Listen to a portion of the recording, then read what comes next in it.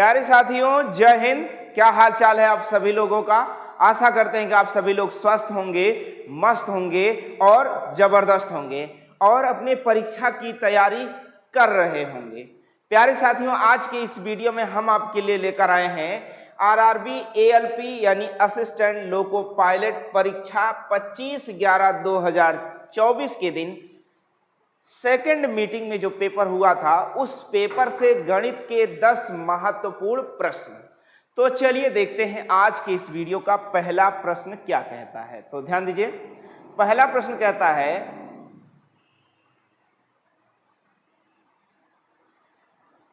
कह रहा 8 के 3 क्रमागत गुणजों का योग 2424 है, तो सबसे बड़ा गुणज ज्ञात कीजिए।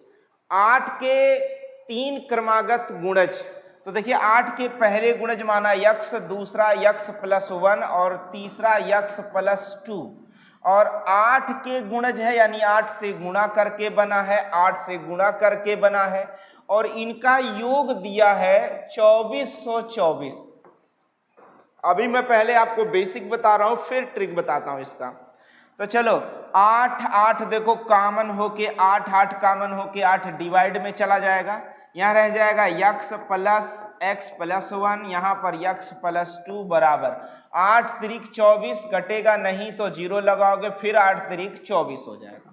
1 1 2 और 1 3 यक्स, 1 1 2 2 1 3 मिलकर ये हो गया 303। 3 जाकर घट जाएगा तो आ जाएगा 300 और 3 यक्स 3 से भाग दोगे तो यक्स का मान आ जाएगा 100। पूछा है सबसे बड़ा गुणज ज्ञात करो, तो सबसे बड़ा गुणज यही है, यानी 8 गुणे में यक्स प्लस 2। 8 गुणे में यक्स मतलब 100 प्लस 2 यानी 102, 8 दूनी 16, 8 एकन यानी 816 सवाल का उत्तर हो जाएगा। ये रहा आपका बेसिक, ये रहा बेसिक। अब मैं आपको इसका ट्रिक बताता हूं। जैसे देखो 8 के 3 क्रमागत गुणज है, तो 1 2 3 8 से गुणा रहेगा सब में। ध्यान रहे 8 के 3 क्रमागत गुणज है, तो यहां 3 से आप पहले भाग दे सकते हो या 8 त्रिक 24 से भाग दे सकते हो। बात समझ गए ना। तो देखो 24 से मैं भाग दे देता हूं। किससे भाग दे रहा हूं? 24 से। तो 2424 में जब आप 24 से भाग दोगे, मैंने कहा या तो फिर केवल 3 से भाग देकर, या फिर 3 8 24 से भाग देकर, या पहले 8 से भाग देकर, अलग अलग तरीके से निकाला जा सकता है। चलो मैं 24 से भाग देता हूं, तो 24 एकन 24, फिर 24 एकन 24, ये मध्य की संख्या 101, यानी मैं ऐसे कह सकता हूं ये 101 है। अगला 102 होगा। आपसे पूछा है कि 8 का तीसरा सबसे बड़ा गुणज, तो 8 दूनी 16 और 8 एकन 8 सवाल का उत्तर हो जाएगा। इस तरीके से भी इसे लगाया जा सकता है। चलिए हम सभी लोग अगले प्रश्न की ओर चलते हैं। दूसरा प्रश्न आपका कहता है कि यदि P बटे में Q इक्वल P बटे Q की पावर 2m प्लस 2 बराबर Q बटे P to the power 9 minus m हो, तो m का मान आपको बताना है, m का मान बताना है। तो चलो देखो P बटे Q है, Q बटे P है, इसे हम P बटे Q बनाएंगे। देखो P बटे Q to the power 2m plus में 2, इसे हम जब P बटे Q बनाएंगे इसके जैसा, तो इसके पावर माइनस हो जाएंगे, तो आएगा -9 और ये माइनस माइनस क्या हो जाएगा? प्लस हो जाएगा। और जब आधार समान हो तो घातें बराबर हो जाती है, ये नियम आपको लगाना है। देखो 2m प्लस में 2 बराबर माइनस में 9 प्लस में m इधर आएगा तो m घट जाएगा, तो 2 - 1 बराबर m हो जाएगा, और 2 उधर जाएगा तो माइनस हो जाएगा, तो -2 -9 यानी -11, यानी सवाल का उत्तर ऑप्शन नंबर 2।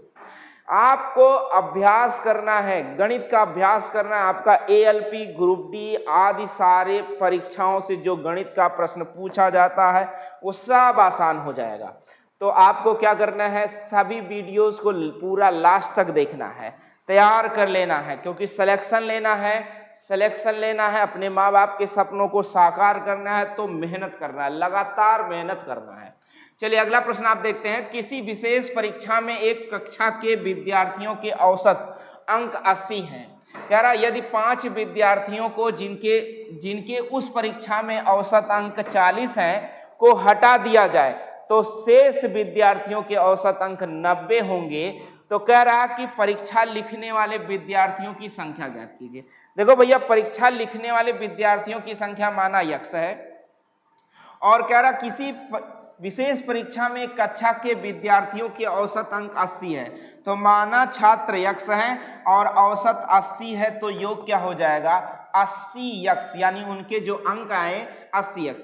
क्योंकि भैया योग बराबर मैं आपको बता चुका हूं, योग बराबर होता है औसत गुणे में संख्या, ये आपको याद रखना है। तो भैया 80 यक्ष हो गया। कह रहा 5 विद्यार्थी इनमें से निकाल दिए जाए, माइनस 5 विद्यार्थी जिनके अंक 40 थे तो 5 चौक 20 यानी 200 नंबर निकाल दिया जाए।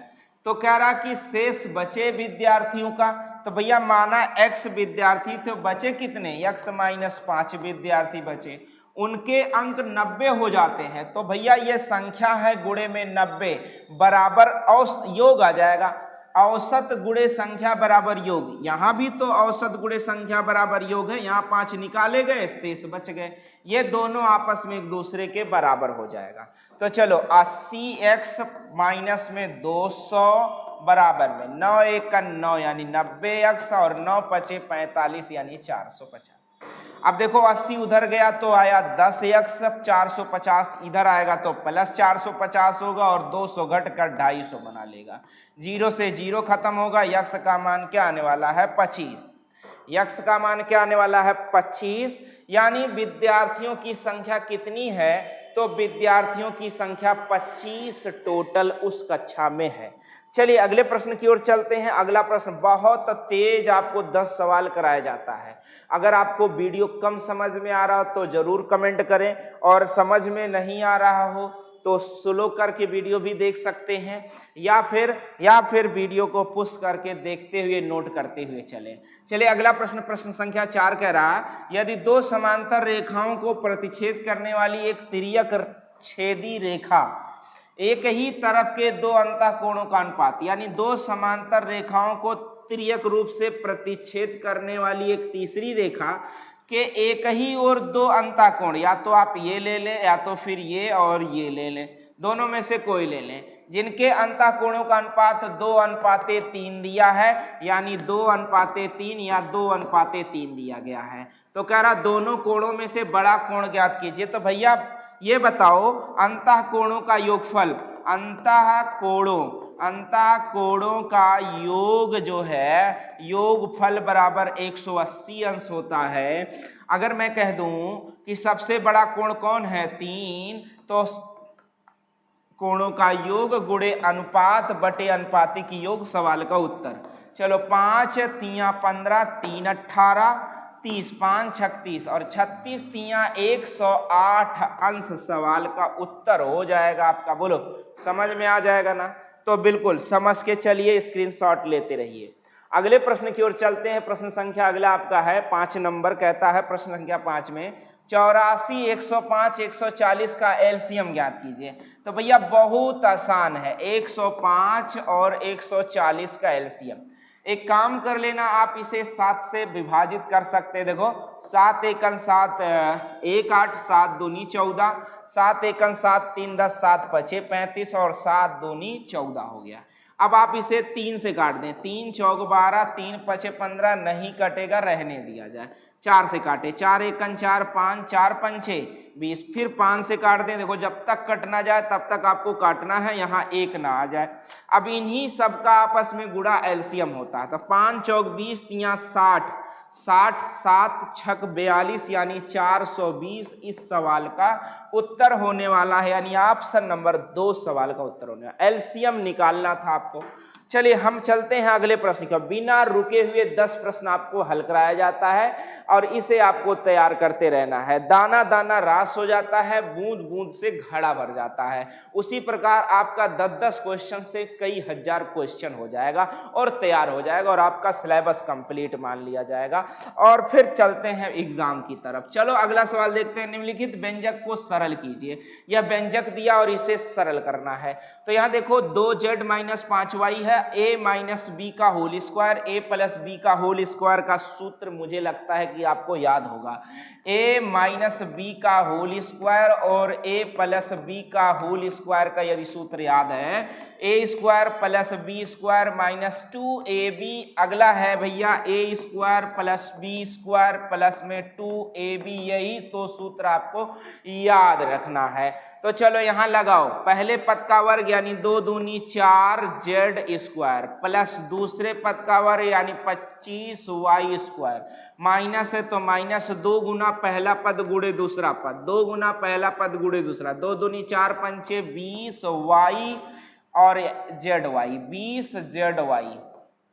यहां चलो प्लस पहले पद का वर्ग पंचम 25z स्क्वायर, दूसरे पद का वर्ग 2 दूनी 4y स्क्वायर प्लस में 2 गुना पहला पद गुणे 2 दूनी 4 पंचे 20z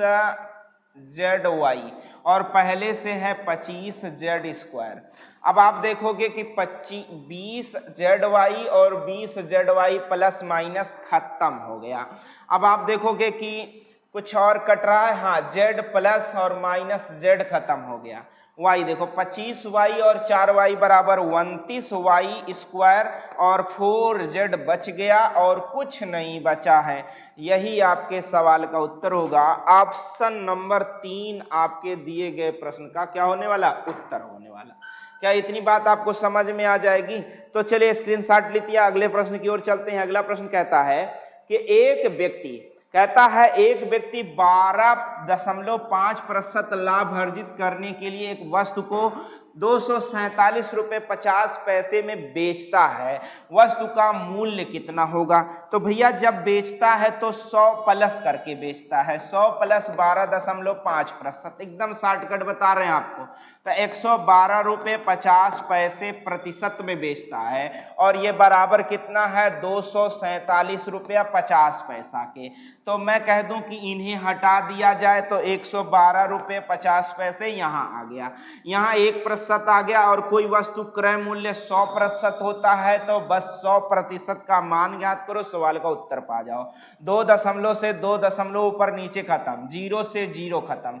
अब आप 25 से काट दो, 25 चौका 100 प्लस 12, 25 पंचे 125। अब 25 चौका 100 यहाँ भी आप कर सकते हो। 5 9 45, 5 चौके 20, 4 47, 5 9 45, 2 47, पंचम 25, 9 से भाग दे दो, 9 पचे 45, 4 फिर 45, 9 पचे 45।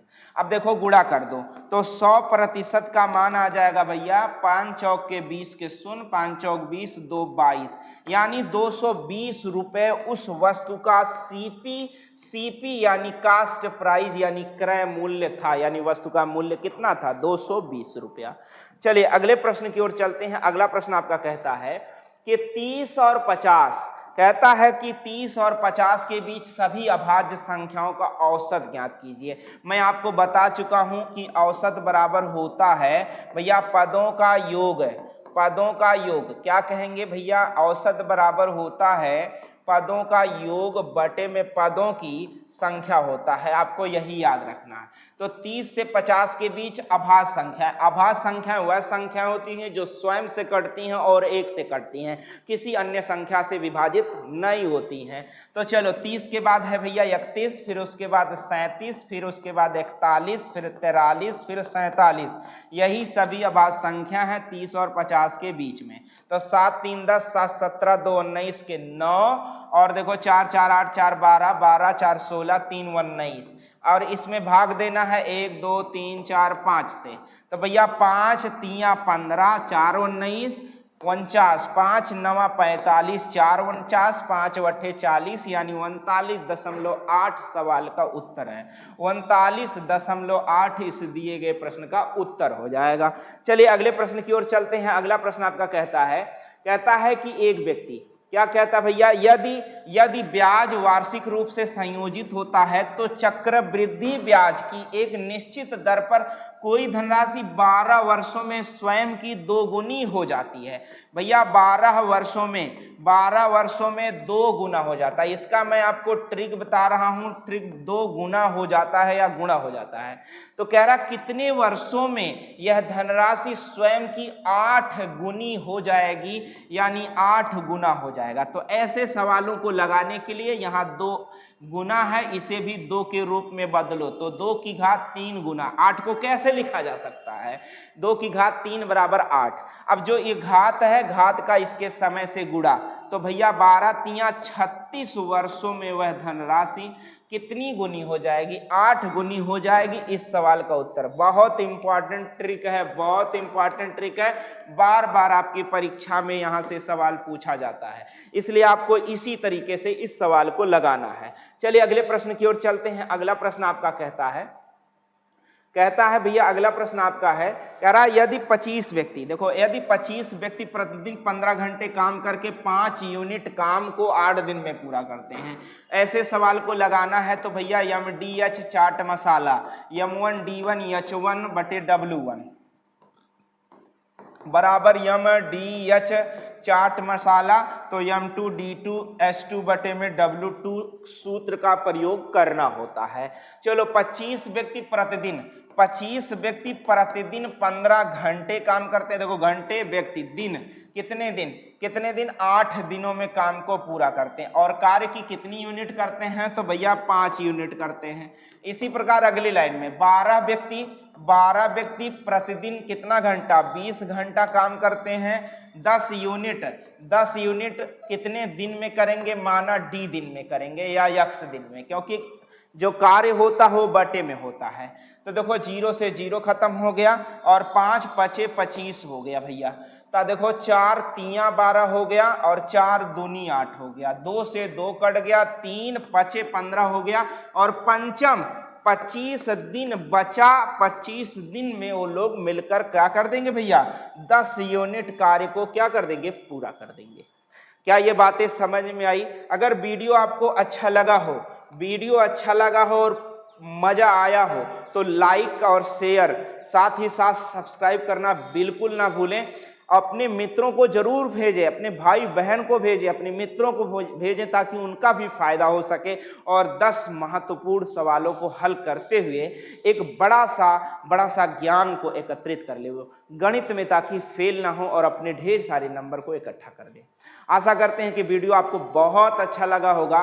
तो भूलना नहीं, यदि आपने अभी तक अपने इस YouTube चैनल को सब्सक्राइब नहीं किया तो सब्सक्राइब जरूर कर लेंगे, बेल आइकन ऑन कर लेंगे, ताकि हमारे अगले वीडियो का नोटिफिकेशन आप तक तुरंत पहुंच जाए जैसे ही मैं वीडियो को अपलोड करूं। मिलते हैं आपसे अगले वीडियो में, तब तक के लिए जय हिंद।